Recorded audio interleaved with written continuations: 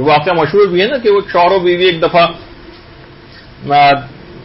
ایک بیمار بچے کو لے کر حرم میں حضرت عباس سے علمدار آئے تھے، بہت مایوس تھے، رات کو حرم بھی بند ہو جاتا ہے، تو بیوی بچے کو لے کر کہیں جا کر لیٹ گئی اور بچہ بالکل بے ہوش تھا اور زندگی سے مایوس تھے بالکل. باپ مناجات اور دعائیں کرتا رہا کہ ہم آئیں بچے کو بیمار لے کر اور یہاں سے مایوس واپس جا رہے ہیں. تو وہیں قریبی ایک عالم دین بھی موجود تھے. وہ وہاں اسی وقت انہوں نے خواب میں دیکھا کہ پیغمبر اسلام کے پاس اس بچے کی صحتیابی کے حوالے سے حضرت عباس کے وسیلے سے ایک درخواست آئی. رسول نے آمین کہنے کا ارادہ کیا ہی تھا کہ فرشتہ آیا اور کہا کہ پروردگار عالم نے اس بچے کی موت کا حتمی وقت لکھ دیا. وہ دعا بعد میں پھر حضرت عباس کے وسیلے سے آئی.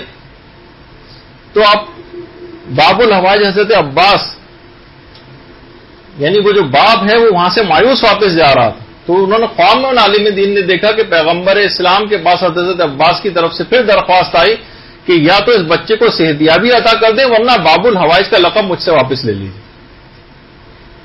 اور اس کے بعد پھر فرشتہ آیا حضرت عباس کی مقام اور منزلت کو بتانے کے لیے اس حوالے سے بچے کی زندگی کا فیصلہ جو تبدیل ہوا اس کو صحتیابی ملی.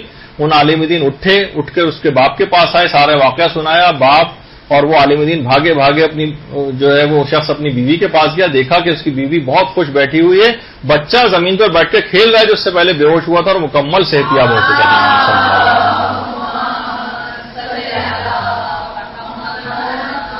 تو دعائیں خوب کرنی ہیں لیکن ان شخصیات کے حوالے سے ان دعاؤں کو قبول اور مقبول جو ہے وہ بنانا ہے اور اٹھے بغیر کہ ہم اٹھیں گے نہیں ہے باب الحوائج جب تک کہ ہماری دعاؤں کو آپ قبول نہیں کروا لیں گے.